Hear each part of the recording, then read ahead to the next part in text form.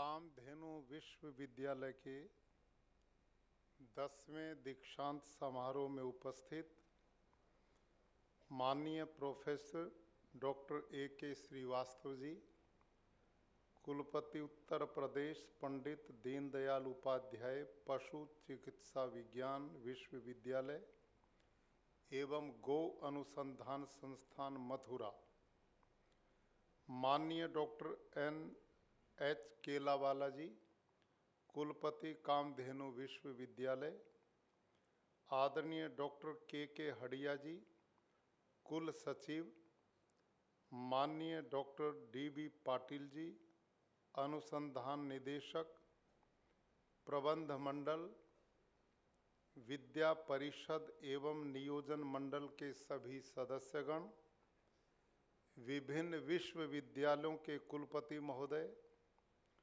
Faculty members, press और media के मित्रों, डिग्री एवं पुरस्कार प्राप्त करने वाले सभी विद्यार्थीगण, अभिभावकगण, देवी और सज्जनों,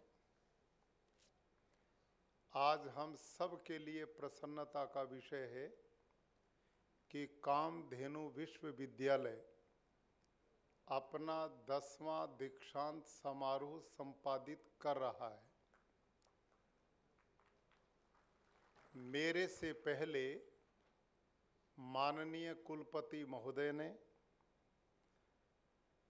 विश्वविद्यालय की अब तक की सभी गतिविधियों की विस्तृत जानकारी हमारे बीच में रखी है।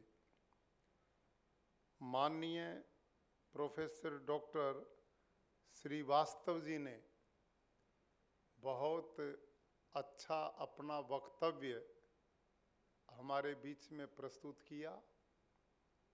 आज बहुत बड़ी संख्या में इस विश्वविद्यालय में पढ़ने वाले बेटे बेटियों ने लंबी तपस्या के बाद अपने माता पिता के आशीर्वाद से और गुरुजनों के सानिध्य में बैठकर विद्या की जो प्राप्ति का अभियान छेड़ा था, आज परिणाम स्वरूप आपको डिग्रियां प्राप्त होने जा रही हैं। ऐसे अवसर पर जितने भी छात्र छात्राओं ने PhD, स्नातक और अलग अलग डिप्लोमा डिग्रियां प्राप्त की हैं, उन सब को मैं ढेर सारी शुभकामनाएं देता हूं और बधाई देता हूं। साथ में आपके गुरुजनों की भी बधाई कि जिन्होंने स्वयं दीपक की तरह जलकर आपको प्रकाशमान किया है। उनका सानिध्य लंबे काल तक आपको प्राप्त हुआ और विद्या प्राप्ति में आपने मिलकर के जो तपस्या की है, ऐसे गुरुजनों को भी मैं नमन करता हूँ। आपके अभिभावकगण जिन्होंने स्वयं अभावों में रहकर आपको किसी प्रकार का अभाव नहीं होने दिया, मैं और आप इस बात को अच्छी तरह समझते हैं कि माता पिता ने इतना अच्छा स्वयं नहीं पहना जो आपको पहनाया, इतना अच्छा नहीं खा पाए जितना खाने को आपको दिया, खुद वो इतना नहीं पढ़ पाए जितना ऊंचा विद्या के केंद्र में भेज करके आपको आज सम्मान दिलाया। ऐसे माता पिता को भी मैं बहुत बहुत आपके लाडलों द्वारा डिग्री प्राप्त होने पर बधाई देता हूँ। केलावाला जी मीठे मीठे केले बांटते रहते हैं और सबको बड़ा सम्मान देते हैं। इनका जो क्षेत्र है बड़ा व्यापक है। मैं 4 साल से इनके संपर्क में हूँ। इनमें जो मृदुता है, जो लोगों के प्रति आदर भाव है, इतने वाइस चांसलर किसी भी विश्वविद्यालय के दीक्षांत समारोह में इकट्ठे नहीं होते जितने इनके प्रेम में आते हैं।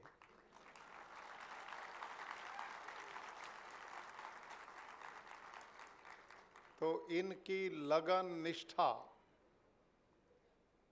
जिस तरह से ये काम करते हैं, निस्संदेह मैं इनकी प्रशंसा करता हूं और इनका बहुत बहुत सम्मान इनको देता हूं।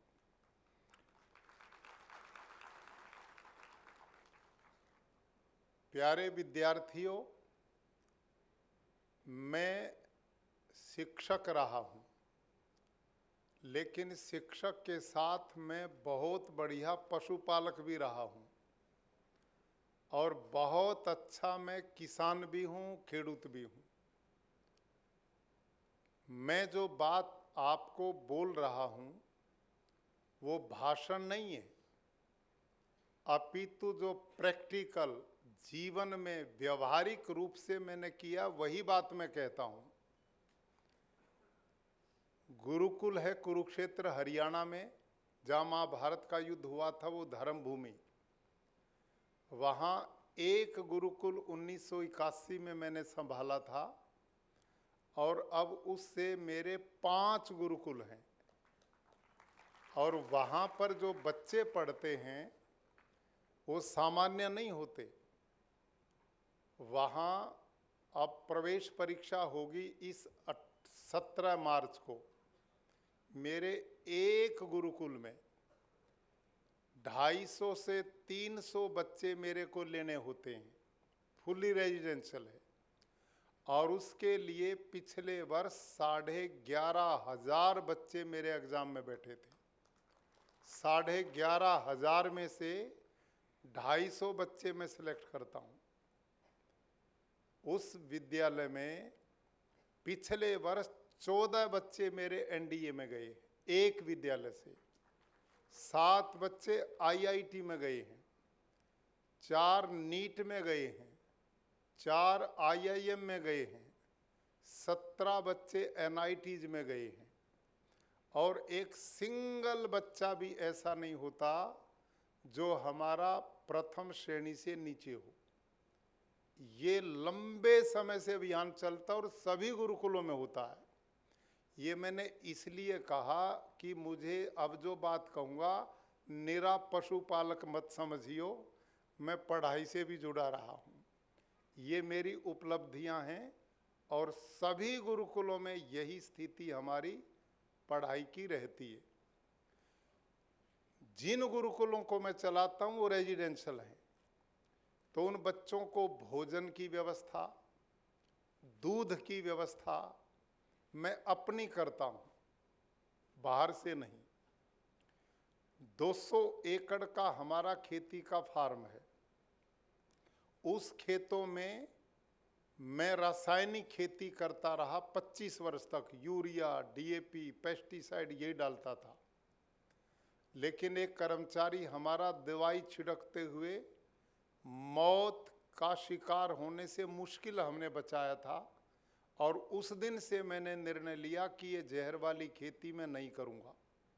उसके बाद मैंने प्राकृतिक खेती अभियान चलाया। जैविक खेती नहीं करता मैं, ऑर्गेनिक फार्मिंग नहीं है मेरे वाली, वो मैंने की 5 साल, उसमें कुछ नहीं मिला। ऑर्गेनिक फार्मिंग जिसका सरकार और भारत सरकार 30-40 साल से प्रचार कर रही हैं, पूरे देश में वो कोई मॉडल खड़े नहीं हो पाए, लोकप्रिय नहीं हो पाया। हमारे कृषि साइंटिस्ट बोलते हैं श्रीलंका ने जैविक खेती की, भूखा मर रहा है। तो जैविक खेती में जो हड़सिया प्रयोग करते हैं अर्थवर्म, वो भारत का है ही नहीं, वो विदेशी है। वो मिट्टी नहीं खाता, वो केवल गोबर खाता है। एक निश्चित टेम्परेचर में वो मर जाता है, बढ़ता तो भी मरता, घटता तो भी मरता है। और उसमें निंदामण वीड्स इतना पैदा होता है कि किसान की लेबर ही बहुत लगती है। पहले 3 साल उत्पादन ही नहीं मिलता, न लागत कम होती न मेहनत कम होती। इसका नाम जैविक खेती है। वो भी मैंने 3 साल की, लेकिन उससे परिणाम नहीं मिले। तो फिर मैंने प्राकृतिक खेती की, जिसका प्रचार मैं गुजरात में पिछले 4 साल से कर रहा हूँ और हिमाचल में भी मैं 4 साल गवर्नर रहा। आपको जानकर प्रसन्नता होगी कि इस समय हिमाचल प्रदेश में एक भी ऐसी पंचायत नहीं जहां पर प्राकृतिक खेती ना होती हो। पूरा हिमाचल प्राकृतिक खेती में बदल गया है, इतनी बड़ी क्रांति वहां पर हुई है। और आपके प्रदेश में गुजरात में इस समय 9 लाख किसान प्राकृतिक खेती करना शुरू कर चुके हैं, 9 लाख। और मुझे बहुत प्रसन्नता हुई है बताते हुए, आपको भी जानकर होगी, कल ही मनसुख मांडविया जी, जो अपने गुजरात प्रदेश के हमारे केंद्र के स्वास्थ्य मंत्री भी हैं और वो उर्वरक मंत्री भी हैं, दोनों विभाग संभालते हैं। जब भी मिलते हैं बड़े परेशान होते हैं कि जी मेरे को एक दूसरे का विपरीत डिपार्टमेंट मिला हुआ है। एक तरफ मैं यूरिया डीएपी डलवा करके लोगों को बीमारी की ओर भेजता हूँ, फिर अस्पताल में ले जाके इलाज का अभियान चलता है।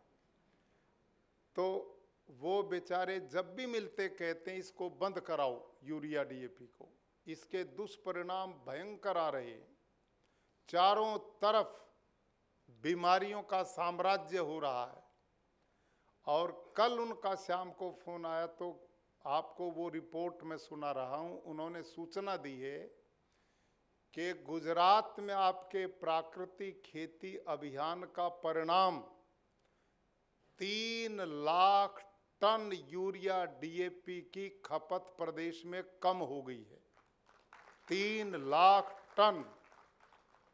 और माननीय प्रधानमंत्री जी ने उनको बोला कि गुजरात वालों ने जो ये मेहनत की है और इतना जहर से मुक्त धरती को किया है, इनको 1000 करोड़ रुपए का इनाम दो कि आने वाले समय में गुजरात में जहर मुक्त खेती करें। अब हमें केंद्र सरकार से 1000 करोड़ रुपया इस इनाम के लिए मिलेगा कि हम पूरे प्रदेश को जहर मुक्त प्रदेश की ओर आगे बढ़ाएं। ये एक प्रसन्नता का विषय है। अभी आदरणीय श्रीवास्तव जी का वक्तव्य बहुत अच्छा था, आंकड़ों के साथ था, मैं उनका अभिनंदन करता हूं। और मैं उन साइंटिस्ट का जिन्होंने हरित क्रांति करके भारत को खाद्य दृष्टि से निश्चिंत किया, वो सब बधाई के पात्र हैं, कोई विरोध नहीं है। लेकिन आप सब पढ़े लिखे युवा साइंटिस्ट हैं, आप कृषि क्षेत्र में, गोपाल पशु क्षेत्र में बहुत बड़ा काम करने वाले हैं। कुछ जानकारी हमें होनी ही चाहिए। कई बार हम इतने बढ़िया आंकड़े तो देते हैं, लेकिन उनका परिणाम भी तो देखें हो क्या रहा है। वो आंकड़े भी तो हमारे सामने आने चाहिए कि उसके परिणाम क्या रहे। इस समय ग्लोबल वार्मिंग दुनिया के लिए सबसे बड़ी चुनौती है। ये जो आजकल वर्षा हो रही है, कभी होती थी? भाई विद्यार्थियों, मेरी क्लास में बोलना है, चुपचाप नहीं बैठना। मैं पढ़ाता रहा हूं, हाँ ना में उत्तर देंगे तो मुझे भी अच्छा लगेगा, और विरोध नहीं, हमने समझना पड़ेगा। मार्च के महीने में 3-3, 4-4 फीट बर्फ गिर रही है, वर्षा हो रही है, ओले पड़ रहे हैं, आंधी तूफान आ रहे हैं। हरियाणा प्रदेश में कुछ जिलों में पूरी फसल बर्बाद हो गई, इतना ओला गिरा है अभी 3 दिन पहले। ये तो कभी नहीं होता था इन दिनों में। यूरोप के देशों में अब तो बर्फ है, आने वाले दिनों में लूएं चलना शुरू हो गई हैं। कहीं समुद्री तूफान आ रहे हैं, कहीं अतिवृष्टि, कहीं अनावृष्टि। इसका कारण ग्लोबल वार्मिंग, और ग्लोबल वार्मिंग का कारण 24%, ध्यान करो, 24% ग्लोबल वार्मिंग के लिए रासायनिक खेती जिम्मेदार है। और उसका कारण जो यूरिया डीएपी खेतों में डालते हैं, लाखों करोड़ों टन इस अकेले देश में पड़ता, दुनिया में कितना पड़ता है। यूरिया डीएपी को जिस समय किसान खेत में बिखेरता है, और यूरिया डीएपी का जो नाइट्रोजन है, वो नाइट्रोजन जब ऑक्सीजन के संपर्क में आता है तो एक तीसरी गैस पैदा होती है, उसका नाम है नाइट्रस ऑक्साइड। आपने पता नहीं अपने पाठ्यक्रम में पढ़ा है कि नहीं। नाइट्रस ऑक्साइड कार्बन डाइऑक्साइड से 312 गुना ज्यादा खतरनाक है ग्लोबल वार्मिंग फैलाने के लिए। समझ में आई? हाँ या ना? ये खेती है जिसके लिए हम इतने प्रसन्न हो रहे हैं। ये तो ग्लोबल वार्मिंग का रूप मैंने बताया। अगली बात, अभी 15-20 दिन पहले एक रिपोर्ट एग्रीकल्चर साइंटिस्ट ने ही छापी है। 2 यूनिवर्सिटी हैं, एक है यूनिवर्सिटी तेलंगाना में, एक है यूनिवर्सिटी पश्चिम बंगाल में, दोनों एग्रीकल्चर यूनिवर्सिटी हैं।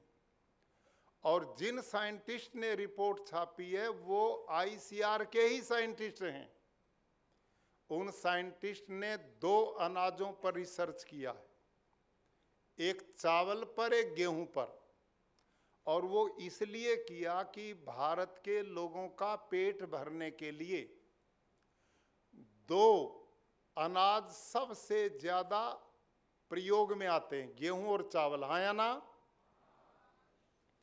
और इन दोनों की रिपोर्ट जो आई है, उस रिपोर्ट में ये लिखा कि धरती में यूरिया, डीएपी, जंतुनाशक डाल डाल करके हमने धरती माँ के स्वास्थ्य को बर्बाद कर दिया। और उसका परिणाम क्या हुआ कि इस समय जो गेहूं चावल आप सब खा रहे हैं ना, मेरे सहित, उसमें पोषक तत्व 45% रहे ही नहीं। समझ में आई? बोलो भाई, इंटेलिजेंट विद्यार्थियों, बोलो ना पीछे। जो हम आंकड़े लेते हैं ना, धरती को हमने पाट दिया अनाज से, बहुत अच्छी बात है, लेकिन जो अनाज खिला रहे हो उसमें 45% पोषक तत्व है ही नहीं।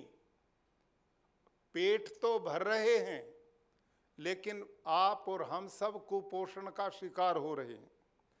कल ही की रिपोर्ट है, मेरे एडीसी साहब बहुत रिसर्च करते रहते हैं, ये भी प्राकृतिक खेती के मेरे मिशन को दोनों एडीसी युद्ध स्तर पर आगे बढ़ा रहे हैं। नई नई रिपोर्ट मेरे को देते हैं।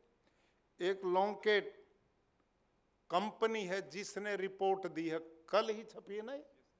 और इस रिपोर्ट में क्या छपा है, मेरे सामने है ये, कि इस समय जो आहार देश में बच्चे ले रहे हैं, युवा आप लोग ले रहे हैं, उससे मोटापा बढ़ रहा है और कुपोषण भी साथ में बढ़ रहा है।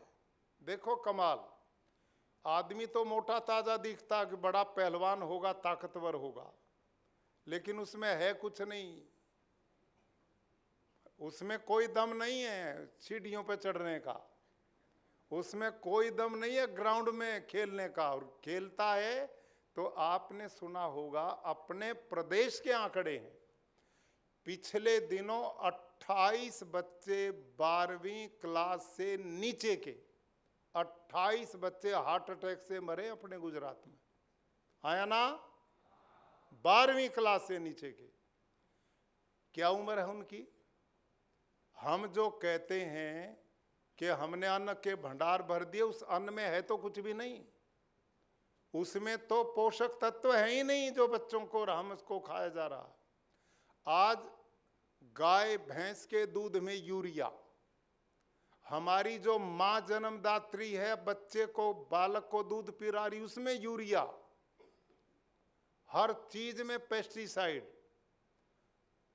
आप और हम जितने बैठे हैं, अपने बुजुर्ग जो थे, दादा पिता, आप, उनमें किसी ने हार्ट अटैक कभी सुना था? कोई डायबिटीज सुनता था? कोई कैंसर जानता था? कोई घुटने बदलवाता था?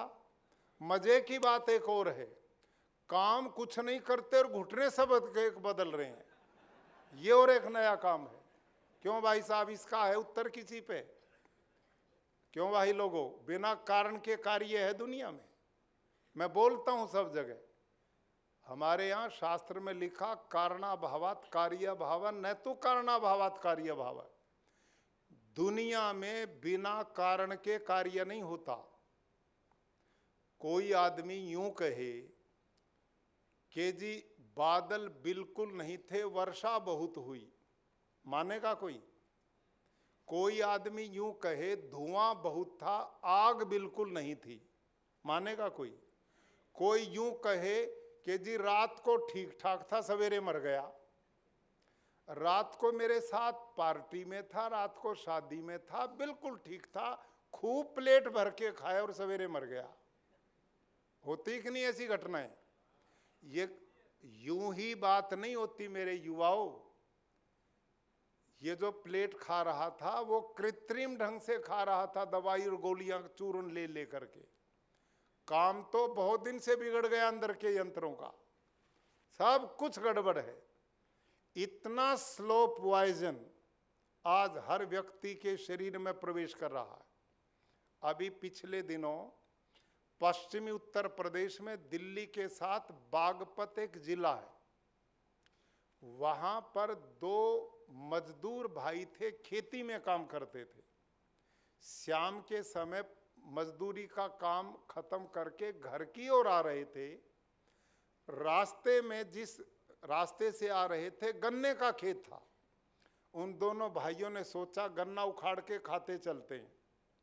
उन्होंने गन्ना उखाड़ा और खाना शुरू किया, चले गए घर। घर जाकर रात को दोनों मर गए, दोनों की मृत्यु हो गई।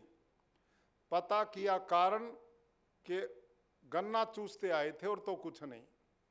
पता किया गया, किसान से पूछा तूने इस गन्ने के खेत में क्या डाला? तो उसने कहा मैंने फ्यूरोडॉन डाला था इसमें 2 दिन पहले। फ्यूरोडॉन डाला 2 दिन पहले और 2 ही दिन में वो धरती में मिलके गन्ने के तने के हर भाग में जाकर के जहर में बदल गया। गन्ना खाने से ही मर गए। ये आज हम खेतों में डाल रहे हैं, ये यूरिया डीएपी का जहर और जंतुनाशक। आज धरती का ऑर्गेनिक कार्बन 0.5 से नीचे आ गया सारे देश की का। और जब हरित क्रांति शुरू हुई उस समय सारे देश की धरती का ऑर्गेनिक कार्बन 2 से 2.5% था। ये हमने प्रोग्रेस की है। यानी कि जंगल की उपजाऊ धरती को, उस जैसी सारे देश की धरती को, आज पूरे देश की धरती बंजर होगी नहीं, युवाओं, हो चुकी है। और इसी का परिणाम डॉक्टर स्वामीनाथन ने उस काल में 1 हेक्टेयर में 13 किलो नाइट्रोजन डालने का प्रावधान किया था। 13 किलो 1 हेक्टेयर में। आज एक खेडूत 1 एकड़ में 13 थैले डाल रहा है। हाँ या ना?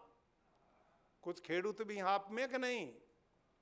दुर्भाग्य इस देश का यह, खेडूत है नहीं, खेती सिखाते हैं। घर में गाय भैंस नहीं, गाय भैंस पालना सिखाते हैं। अब बताओ ये देश चलेगा कैसे? ये जो उल्टा प्रोग्राम है, खेती में गए नहीं तो खेती क्या जानेंगे, घर में पशु है नहीं तो पशुपालन क्या जानेंगे। ये जो विरोधाभास है ये समाप्त होना चाहिए। इन सब चीजों का तभी पता लगेगा सही धरातल पे जाके कि हम किधर जा रहे हैं। खैर वो लंबी बात न करते, आज आपका विषय तो पशुपालन है, लेकिन खेती और पशुपालन एक दूसरे के पूरक हैं। जिस प्राकृतिक खेती का अभियान मैं पूरे देश में चला रहा हूं प्रधानमंत्री जी के नेतृत्व में, और पूरी प्रदेश सरकार गुजरात, उसका आधार ही देसी गौ माता है।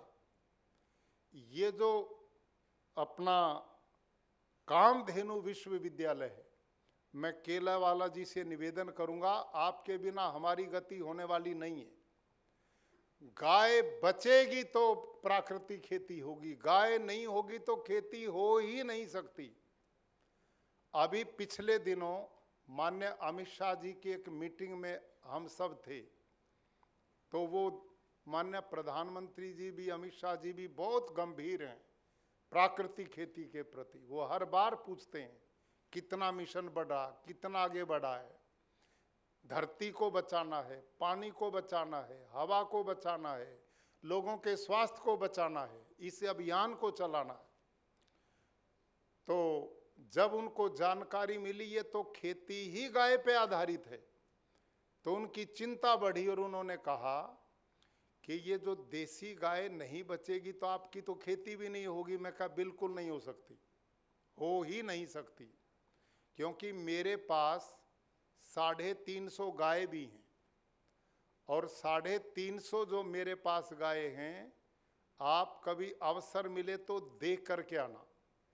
अभी बैठे बैठे मैंने एडीसी साहब को निवेदन किया कि मेरे मैनेजर, गौशाला के मैनेजर से बात करो कि इस समय मेरी हाईएस्ट कितना दूध देने वाली गाय है, देसी में कितनी, हॉस्टन फ्रीजन जर्सी में कितना है।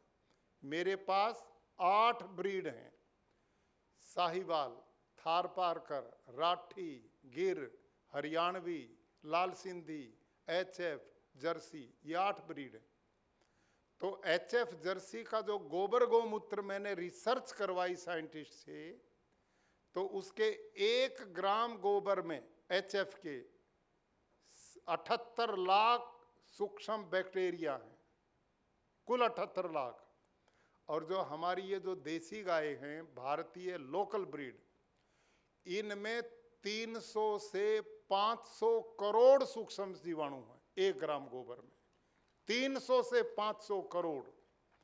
और देसी गाय का गौमूत्र खनिजों का भंडार है, खेती में किसी प्रकार की बीमारी के इलाज का उत्तम साधन है, खनिजों की पूर्ति करता है। और बैक्टीरिया जितना बढ़ेगा तो धरती का ऑर्गेनिक कार्बन बढ़ेगा, उससे हड़सिया, केचुआ, अर्थवर्म बढ़ेगा, उससे हमारी धरती दोबारा बंजर धरती उपजाऊ होगी।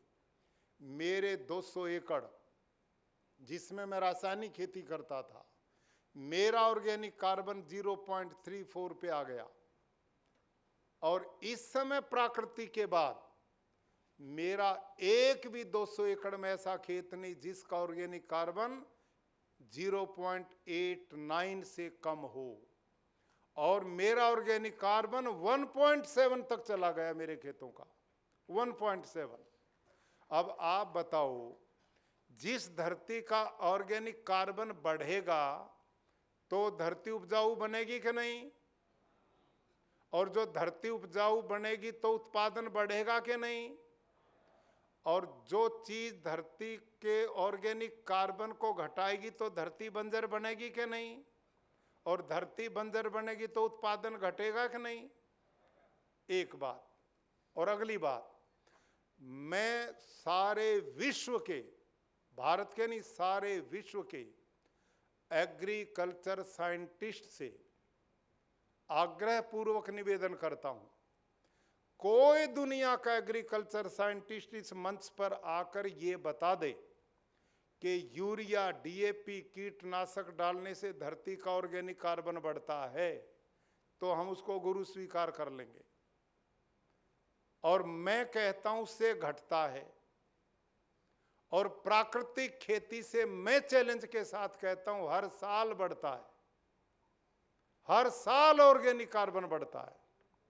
और इसी का परिणाम है कि आज भारत का किसान बहुत परेशान और दुखी है, कर्जे में डूब रहा है, गलत रास्ते अपना रहा बेचारा, जीवन उसका खतरे में है। कारण क्या है कि उसके खर्चे बढ़ रहे हैं, आमदनी घट रही है। जो यूरिया डीएपी 13 किलो 1 हेक्टेयर में डालने की बात की थी, आज वो 1 एकड़ में 13 बैग डाल रहा है। ये खर्चा बढ़ा या घटा है? अब खर्चा बढ़ा और उत्पादन बढ़ नहीं रहा। उसका परिणाम कर्जे में डूब रहा है। इससे बाहर आना पड़ेगा और इससे बाहर लाने का तरीका है केवल और केवल आपकी कामधेनु यूनिवर्सिटी। इस कामधेनु के द्वारा आप जितने भी यहाँ पर साइंटिस्ट बेटे बेटियां तैयार हुए हैं, डॉक्टर्स तैयार हुए हैं, उन सब से मेरा निवेदन है कि आप लोकल जो ब्रीड हैं भारत की नस्लें गायों की, इनको बचाने का, बढ़ाने का, संवर्धन का काम करिए। इनका A2 दूध आपने तो पढ़ा होगा, अब रिसर्च हमने नहीं की है, ऑस्ट्रेलिया और न्यूजीलैंड वालों ने की थी। उन्होंने बताया A2 दूध स्वास्थ्य के लिए उत्तम है, ब्रेन के लिए वरदान है, बच्चों की हेल्थ के लिए उत्तम है, सारे पोषक तत्व देता है। और जो हमारी HF होस्टन फ्रीजन वो मैं भी पालता हूँ, लेकिन अब मैं धीरे धीरे उनको घटा रहा हूँ। और HF मेरी छोटी मोटी नहीं, मैंने ब्रीड बनानी आती है। जिस आदरणीय हमारे मुख्य अतिथि श्री वास्तव जी, NDRI करनाल आप उसके डायरेक्टर रहे हैं, और NDRI मेरे गुरुकुल से 40 किलोमीटर दूरी पे है। मैंने ब्रीड बनाने का बहुत नॉलेज है। 10 किलो दूध की 3 गाय मैंने ली थी, फिर धीरे धीरे मैंने 10 की थी, और उनका दूध भी 10-12 किलो था, और उन्हीं से ब्रीड बनाते बनाते बनाते आज मेरी जो गाय है ना HF, इस समय 58 kg दूध पर डे दे रही है आज के दिन, इस समय। और मेरा अभी ADC साहब ने मेरे मैनेजर से बात की, मैं कहा औसतन क्या है पूरे भारतवर्ष में, सरकार की या प्राइवेट कोई डेयरी बताए, मेरा एवरेज दूध का 28 लीटर आज के दिन एक पशु का, एक दिन का 28 लीटर पर एवरेज है। कोई देश की डेयरी बता दे, सरकारी या प्राइवेट, इतना एवरेज दूध कहीं पे हो। मेरी एक भी देसी गाय 12 लीटर से नीचे दूध नहीं देती, और 24 लीटर तक मैंने देसी गाय बनाई है, भारतीय नस्ल की। तो ये सारा काम मैंने अपने हाथ से किया है। पशुपालन का, ब्रीड कैसे बनती है, बुल का चयन कैसे होता है, बच्चों का पालन कैसे होता है, उनकी देखभाल कैसे होती है, ये काम मैंने स्वयं किया है। आपको श्रीवास्तव जी तो उस समय नहीं थे जब मैं आता था। मैंने प्यारे युवाओं, आपको ये मैं निवेदन इसलिए करता हूँ, मेहनत, परिश्रम, कर्मयोग, जीवन में यही सफलता की कुंजी है। जितना परिश्रम करोगे उतना दुनिया में कुछ कर पाओगे। हमारे यहाँ महापुरुषों ने लिखा है, उद्यमेन ही सिद्ध्यंति कार्याणि न मनोरथै, न ही सुप्तस्य सिंहस्य प्रविशन्ति मुखे मृगा। के दुनिया में हर काम केवल मेहनत से सफल होता है, मनोरथों से नहीं होता, शेख चिल्ली के सोच से नहीं होता, परिश्रम से होता। कैसे? जैसे जंगल में लेटे शेर के मुंह में अपने आप आके मुंह में हिरण प्रवेश नहीं करता, जंगल में शेर को सारा दिन दौड़ना पड़ता तब उसको मिलता है। ऐसे ही जो परिश्रम करते हैं, मेहनत करते हैं, भारत के प्रधानमंत्री जी की तरह, इतनी मेहनत जब होती है तो परिणाम आता है, और आ गया है। आपने नहीं देखा, 70 साल से हम आजाद हैं, पिछले इन 10 साल में भारत 11वीं अर्थव्यवस्था से 5वीं पे आ गया है, और 5वीं से तीसरी की तैयारी में है, तीसरी महाशक्ति की। इन 5, 7, 10 साल में प्रधानमंत्री जी के प्रयास ने देश के 25 करोड़ लोगों को गरीबी से बाहर निकाल दिया। 25 करोड़। गरीबी हटाओ सुनते तो थे, लेकिन हटी नहीं थी, अब हटी दिखाई देती है।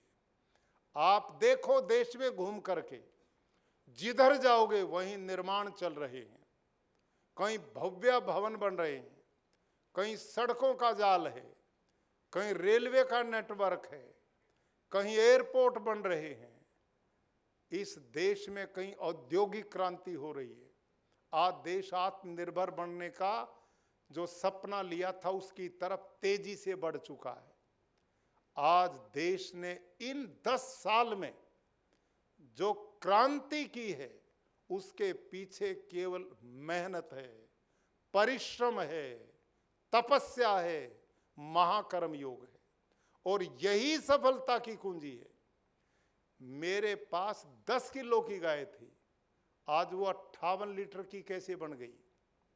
उसके लिए मेरे युवाओं, मेरे पास साइकिल होता था, समझ में आई? मैं साइकिल लेता था, 9 किलोमीटर उस पे जाता था, और उसके हैंडल में एक थर्मस रखता था, उसमें बर्फ रखता था। उन दिनों वही जमाना था। और वहाँ से मैं NDRI के लिए बस पकड़ता था जाने के लिए, डायरेक्टर साहब की NDRI में पीपली से। और इनका सीमन सेंटर उस काल में NDRI से बहुत पहले होता था, 8-7 किलोमीटर। जहाँ मुझे बस उतारती थी 4-5 किलोमीटर, फिर मैं वहाँ पैदल जाता था। और मैंने इनके रिकॉर्ड रखे थे, किस बुल की क्या इल्ड है आएगी बच्चों की, क्या उसकी हिस्ट्री सीट है, पूरी रिकॉर्ड में रखता था। और वहाँ जा कर के मैं वो सीमन सेलेक्ट करता था, थर्मस में लेता था, फिर 4 किलोमीटर वापस जाता था पैदल, फिर बस पकड़ के वहाँ जाता था, फिर साइकिल पे आता था। और फिर आपकी तरह एक डॉक्टर को पशुपालन अस्पताल से लेता, उसके पीछे उसकी मोटरसाइकिल पे बैठता और अपनी गाय को मैं सीमन लगवाता। ये काम मैंने अकेले ने कोई 10 साल किया। 10 साल मैंने काम किया। और फिर मैंने उसके लिए अलग आदमी रखा, फिर वो इस काम को करता था। इस मेहनत का परिणाम 10 किलो दूध की गाय से 58 लीटर की गाय आज तैयार है।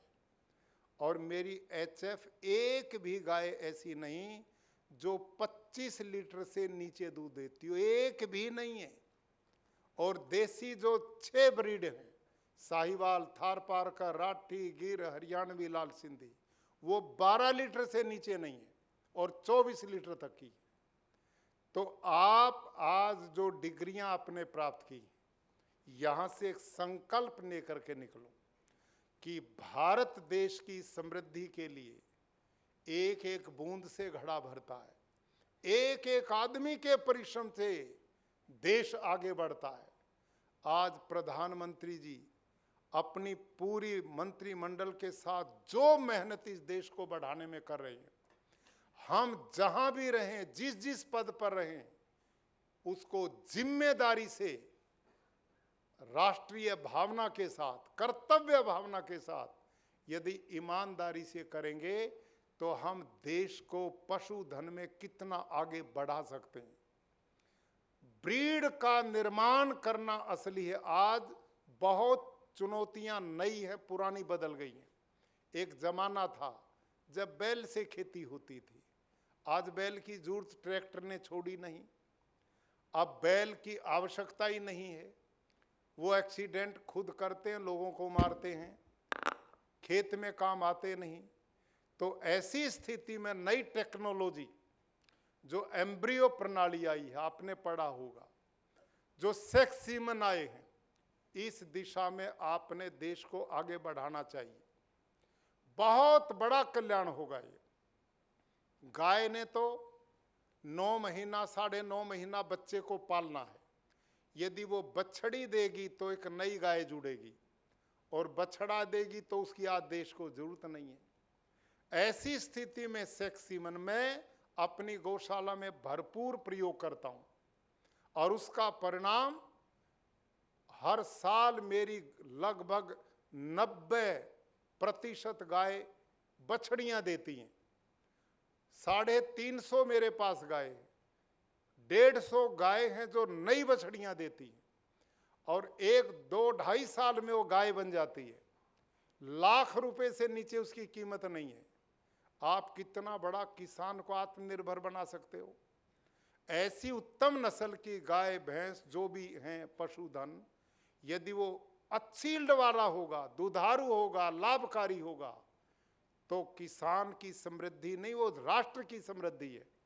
और जो कुपोषण देश में है, दूध लोग खाएं पिएंगे तो उससे भी कल्याण होगा। तो आप जितने भी युवा बेटा बेटी जिन्होंने डिग्रियां प्राप्त की हैं, केवल नौकरी के लिए ही डिग्रियां नहीं, अपितु जहां रहो इतिहास बनाओ, दुनिया से हटके काम करो, देश को श्वेत क्रांति में आगे बढ़ाओ, पशुधन में आगे बढ़ाओ। पशुधन बहुत बड़ा किसान के लिए हितकारी है। जिस घर में खेती और गाय दोनों मिल जाते हैं, प्राकृतिक खेती उससे हो, जहर मुक्त आहार लोगों को मिले।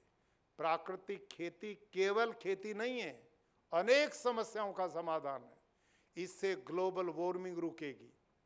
इससे पानी जो जहरीला बना दिया, बोतल लिए घूमते हैं ना, ये 30 साल पहले कौन लिए घूमता था? कहीं भी पानी पीते थे हम।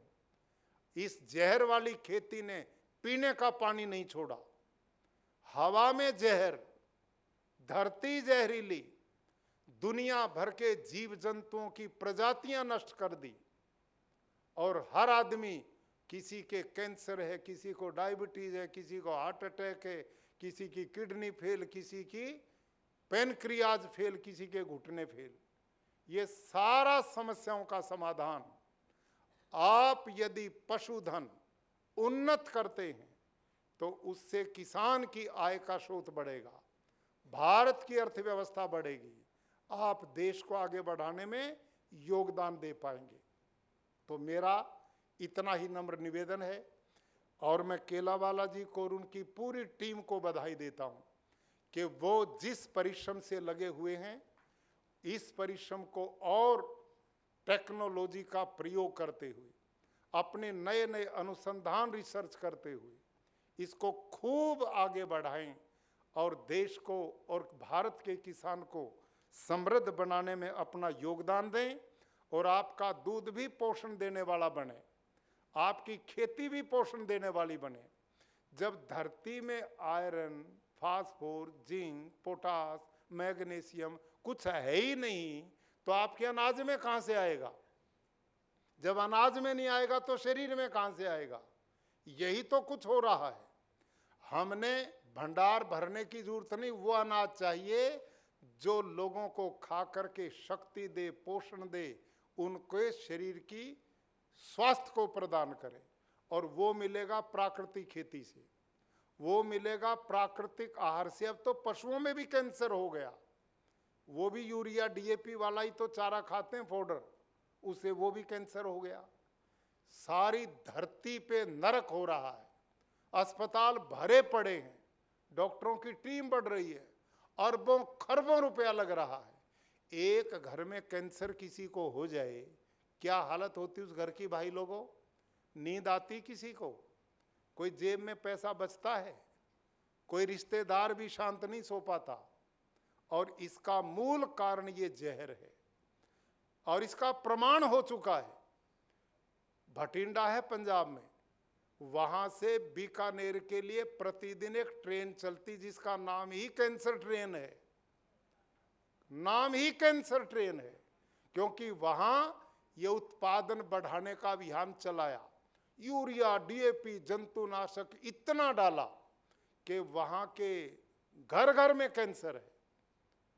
दुख होता बताते हुए। अब तो लेटेस्ट रिपोर्ट है आपके क्या नाम एम्स के डॉक्टर्स की, ऐसे क्षेत्रों पर रिसर्च की जहां इस यूरिया डीएपी जहर की खेती होती है, वहां के बेटे बेटियां आगे संतान उत्पन्न करने की स्थिति में ही नहीं रहेंगे। ये रिपोर्ट डॉक्टर्स की है। अब तो कुछ सोच लो भले लोगों, इन भंडारों की जरूरत नहीं है, बहुत हो गए। अब जरूरत है इसकी गुणवत्ता को बचाने की, धरती मां को बचाने की, हवा पर्यावरण को बचाने की।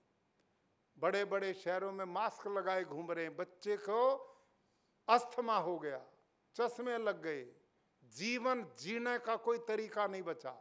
दिल्ली में जाओ क्या हाल है, कोलकाता में जाओ क्या हाल है, बड़े बड़े शहरों में देखो क्या हाल है। हवा का आप देखो क्या स्थिति बन गई है। इसको बचाना है तो हमने अपनी प्रकृति के साथ जुड़ना पड़ेगा, वही जीवन का आधार है। इन्हीं शब्दों के साथ मैं पुनः आप सबके प्रति, विशेषकर अपने छात्र छात्राओं जिन्होंने डिग्रियां प्राप्त की, बहुत शुभकामनाएं देता हूं और विश्वास करता हूं कि आप युवा बेटे बेटी इस देश का भविष्य हैं, अपने घरों का गौरव हैं, आप राष्ट्र की बहुत बड़ी पूंजी हैं। आप अपने स्वरूप को पहचानो, आप एक जिम्मेदार नागरिक बनो।